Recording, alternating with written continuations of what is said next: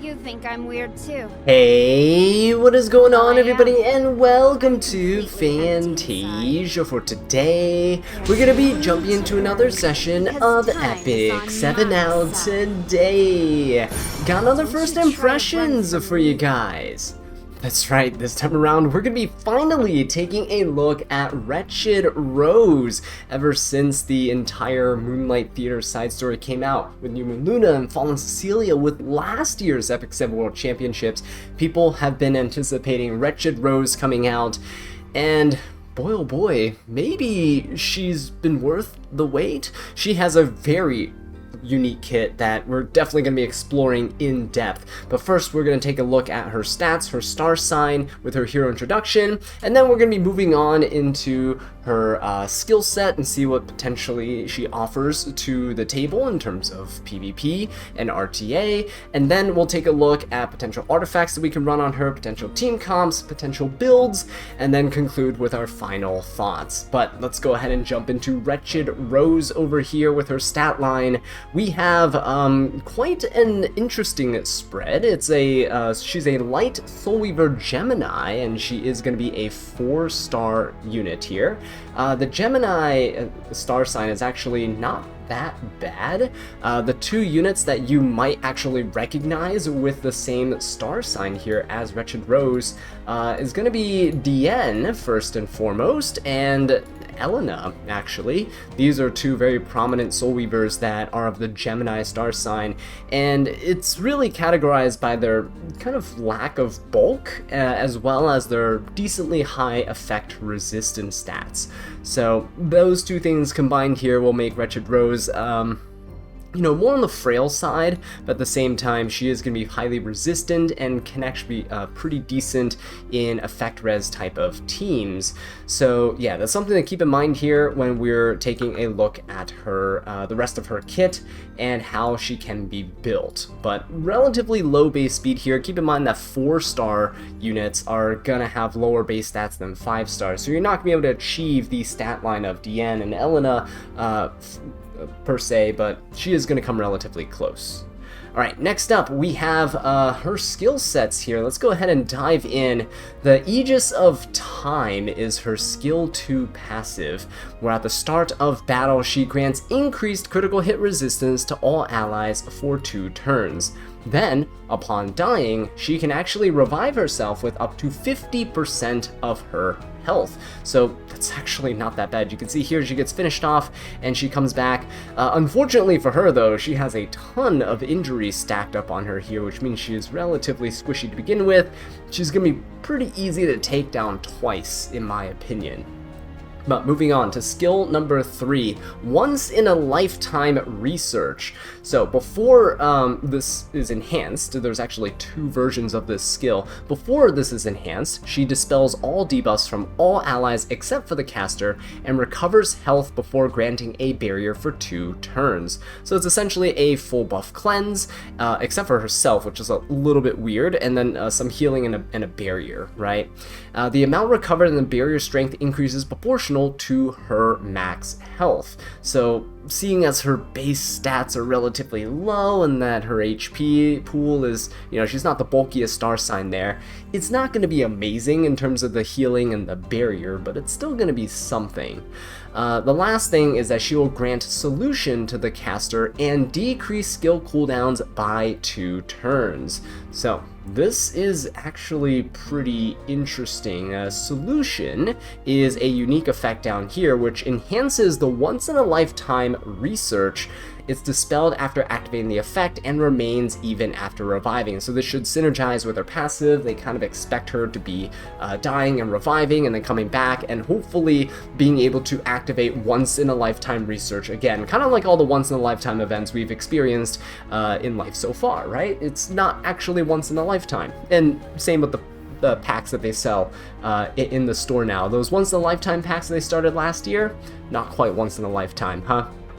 But after the enhancement, right, when you use this, right, after you have this solution buff, it says activate time reversal on all allies except for the caster before granting a barrier proportional to the caster's max health to all allies except for the caster for 2 turns. time reversal is the main thing here. So this thing returns to the state after the start of battle, and this only applies to PvP. Now, important thing to note here, this does not apply to herself. I guess this part makes sense, because if this time reversal applied to herself, she would actually get her passive reset, where you would be able to revive again with half your health. Right? Just you'd be stuck in an infinite time loop. This is crazy, but this is actually kind of a cool, unique effect.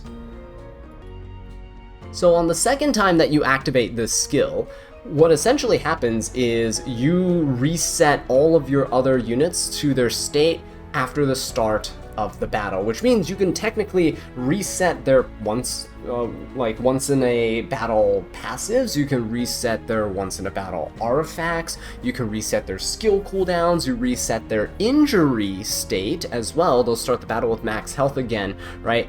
This is so cool as a concept.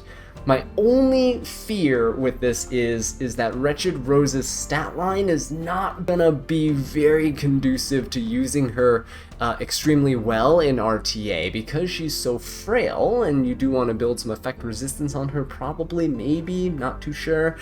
I just fear that she's going to get taken down before she can use this skill 3 again, right? So keep in mind that this is a 7-turn cooldown skill. It's quote-unquote once in a lifetime, but with 3 cooldown reductions here, it becomes a 4-turn skill, and with her S3 being used once, it reduces it by another 2 turns, right?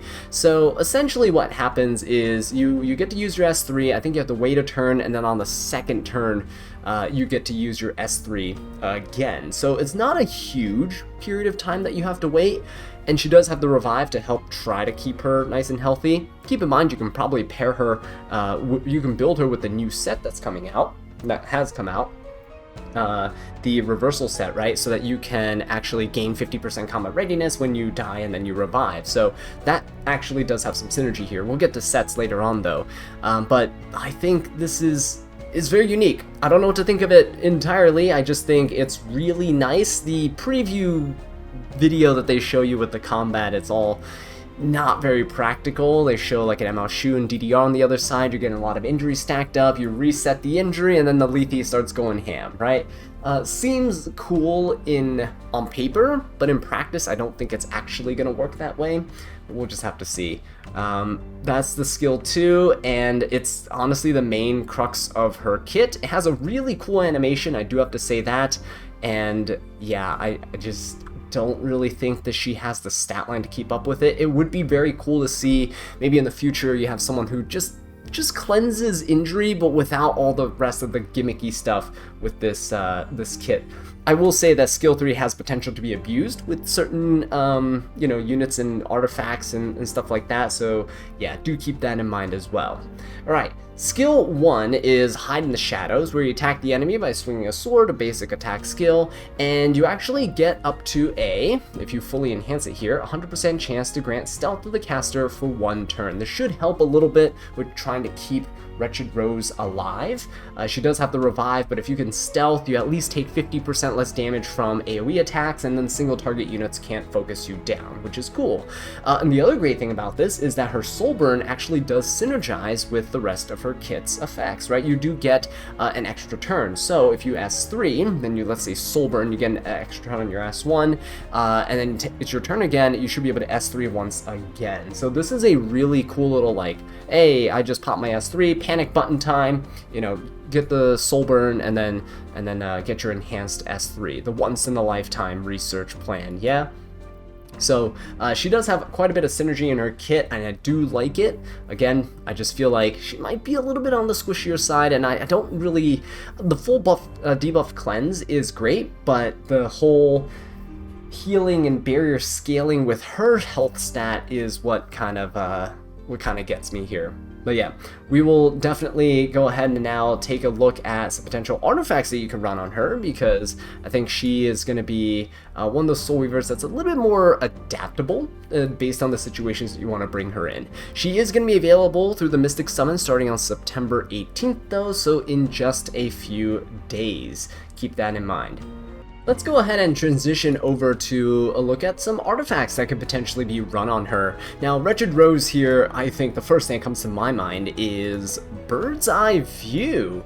Yeah, so keep in mind that when Wretched Rose resets the state of battle to after the start of the first battle, she doesn't apply that effect to herself or her artifacts here. So she won't be able to like get these souls again a second time. I guess they kind of thought that through here a little bit, which is kind of cool to see. But after using a non-attack skill, she acquires up to 20 souls, and it can only be activated once per battle, right? So Bird's Eye View allows her to essentially, on your first turn, use your S3, you gain these 20 souls. It's great. It's like a Tag of Hell's Ancient Book, and on her next turn, she can soul burn that S1 and then go into another S3.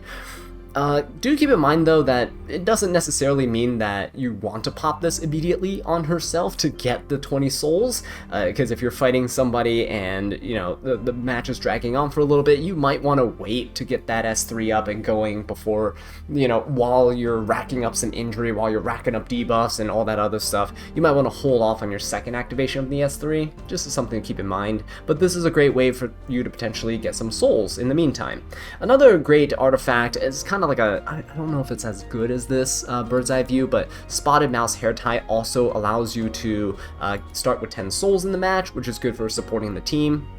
Then after an ally uses Soul Burn, if this is maxed out, you have a % chance to acquire additional souls, which is kind of nice. But this is a limited artifact, so it is harder to get, and whether or not you want to burn Bottles of Knowledge on this is up to you, but something to keep in mind here as well.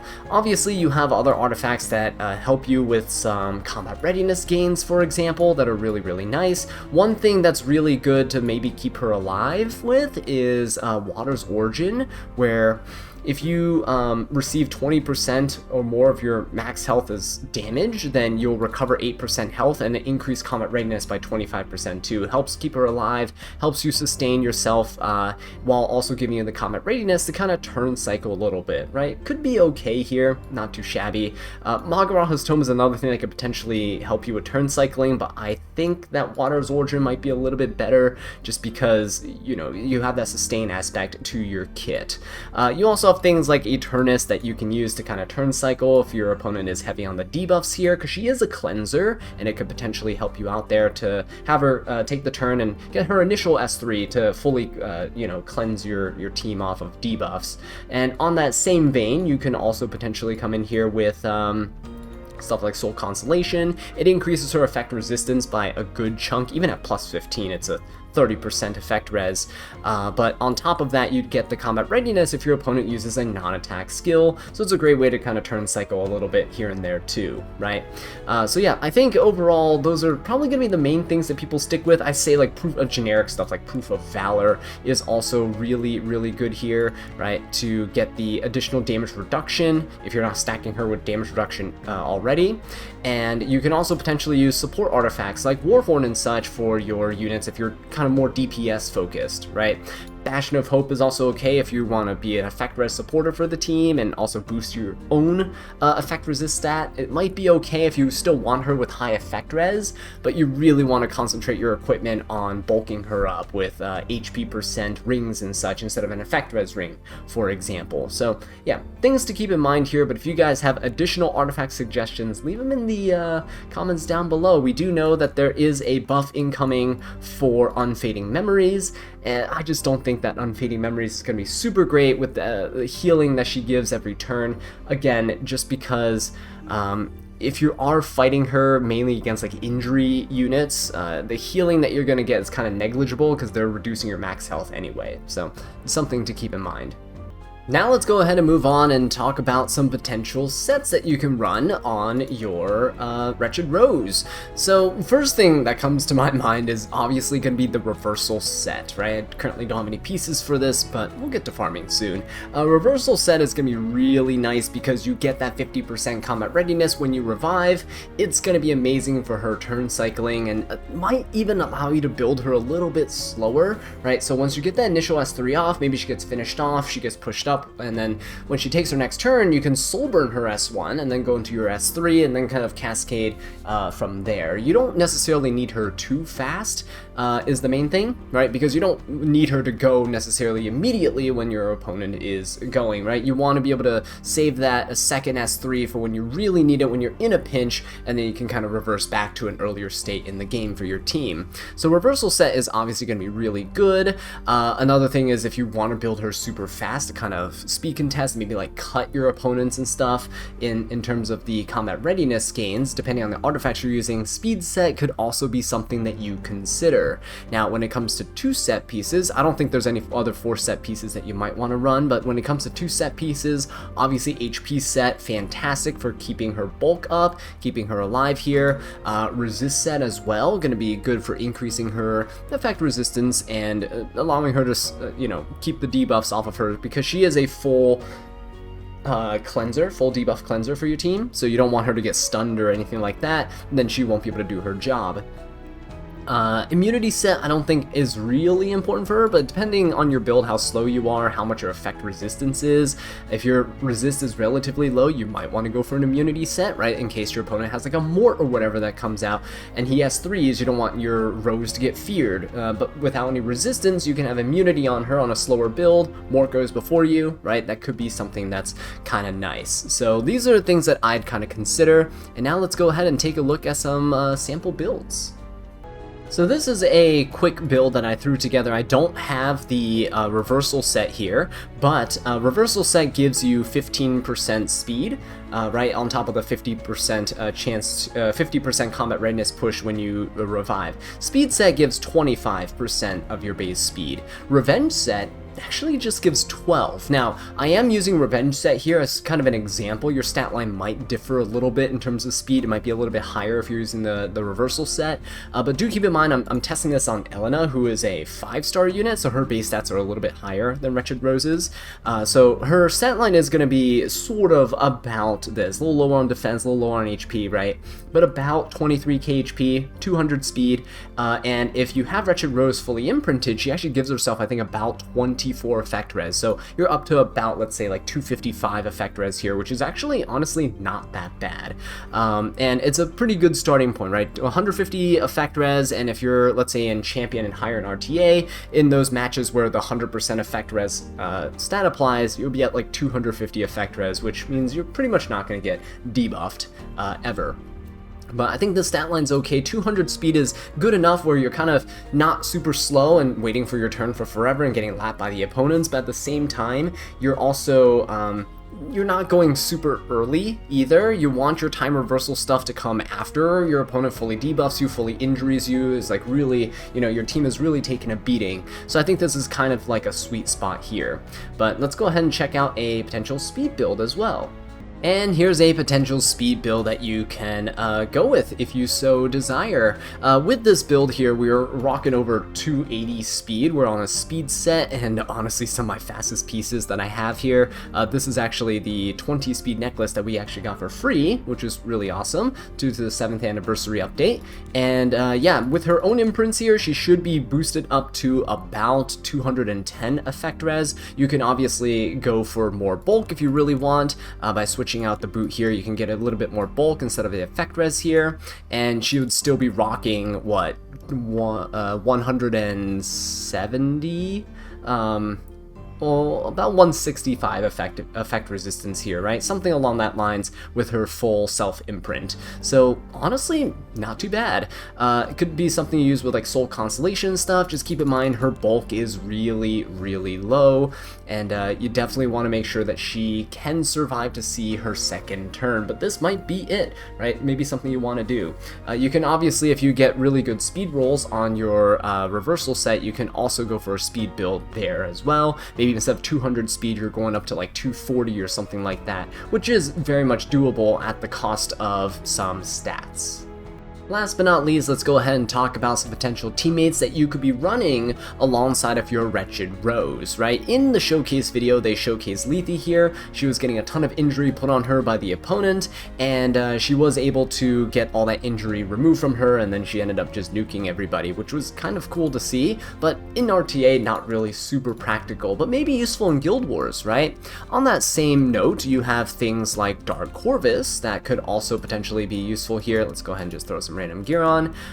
Dark Corvus here could be really useful. If he gets injured down, then you could use him and in Guild War settings, and then like kind of cleanse all that, and then still go for some nukes when his cooldowns are good to go, right, for his S3. So that's like kind of what the showcase video was showing. But in RTA, for RTA purposes, I think she does have the ability to shine with potentially, and we don't know this until we can fully test it out, I believe she can reset certain effects on artifacts too. So when it comes to mind is Holy Sacrifice. Holy Sacrifice can only be activated once. However, because she's resetting the units back to their state after the start of the match, it should mean that it resets artifact effects like Holy Sacrifice, which means she could potentially give a ton of revive to units that are running this artifact, right? Especially if you're also running something like, let's say, Genesis Raz. You can reset him to the starting point. I don't have him, unfortunately, to show you, but he has an ability that, you know, makes him immune to all debuffs and such at the start of the match for like 5 turns and things. Really, really good. Potentially can reset him as well. He has the ability to revive built into his kit as well, so you can revive with him and with Holy Sack multiple times throughout the match if you really, really need to, which is really interesting. One thing to note, by the way, is that this actually does not work with things like Tagahel's Ancient Book. I'm assuming here, because the wording on Tagahel's Ancient Book says acquires 20 souls at the start of the first battle. Meanwhile, Wretched Rose's effect says it restarts until the after the start of the first battle, right? After the start of the match. So because this gets it at the start, and Wretched Rose says after the start, I don't think it applies here. So you're not gonna get like, you know, 60 souls again if you reverse back and then get the, you know, Tagahel's Ancient Book over and over again. I don't think that's gonna be what happens. So other things that we can potentially take a look at are effects with like kind of degrading results as the match goes on. For example, Bastion of Hope right here. Bastion of Hope allows you to gain a bunch of effect resistance, but the effect as you have decreases at 3% every hit you get, down to 35%. And the same thing with Proof of Valor, right? You start with 30% damage reduction, it decreases by 3% down to 15%. So what we see here is potentially Wretched Rose could reset these to back to their full potential there, where you know, at the start of the battle they're at, you know, max resistance and max damage mitigation. Could come in handy sometimes. Actually, now that I think about it, I do believe when you use her skill, she fully resets your unit's cooldowns and such too. I'm not sure how that interaction will play out with something like Dark Corvus if you've already stacked up a bunch of your focus stacks, right? I don't know if that would actually affect how he works here. Little caveat on that, I know I mentioned him earlier, but anyway, with her resetting skill cooldowns and passive abilities, I do want to mention Immortality. That's right, Immortality units like BBK are going to get their immortality reset essentially, right? Now, keep in mind, this immortality does say at the start of the battle, so she won't get this one, I believe, but when she receives lethal damage, you would be able to get the immortality from this again too, even though it says it can only be activated once per battle. I think that's how it works. I'm not sure about this wording here where this effect can only be activated once, whether that applies with this or not. We'll have to see in testing, but immortality units like BBK could potentially be impacted here with more immortalities.